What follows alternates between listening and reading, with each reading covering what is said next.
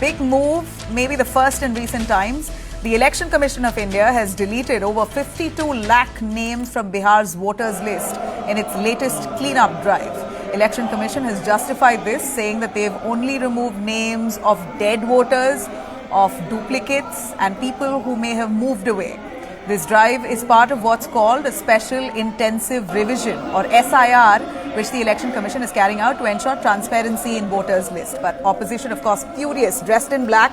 MLAs from the RJD, Congress, left parties, AIMIM created chaos inside the Bihar Assembly for the second straight day, raising slogans, throwing placards, storming into the well of the house and literally toppling tables. That's what you see on our screens here.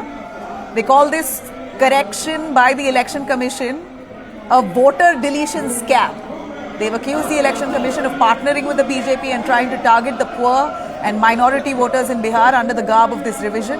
Opposition there, furious and violent, you see that in the Bihar Assembly, have openly accused Nitish Kumar government of trying to rig the electoral rolls ahead of the upcoming Bihar elections. And protests, of course, not limited to Patna. Leaders like Rahul Gandhi and Akhilesh Yadav carried out an agitation in the parliament as well in Delhi, slamming the Election Commission's exercise as politically motivated and demanding a rollback of this. The Election Commission basically calls this a routine pre-election verification process to clean up the voters list before elections. They say that Aadhaar, ration card or even voters' ID are not proof of citizenship. So what is exactly the Election Commission accepting then? The EC basically says they are relying on fresh physical verification. That means door-to-door visits by booth-level officers, personal interaction with the voters or their family members to see if they are really there.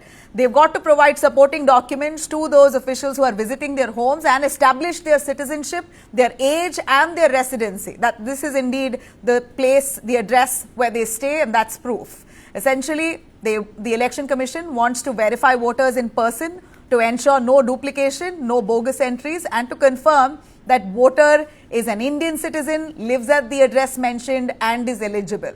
Now in court, Election Commission has defended these powers under the Constitution, saying that it's not about politics, it's about accuracy. They want to correct these voters lists, which across India are faulty on many levels. Now the next hearing on this in the Supreme Court is on July 28th. Election Commission has also claimed success in the meanwhile, saying that Bihar will now be the first state in India where every polling booth will have fewer than 1,200 voters to ease voting on election day.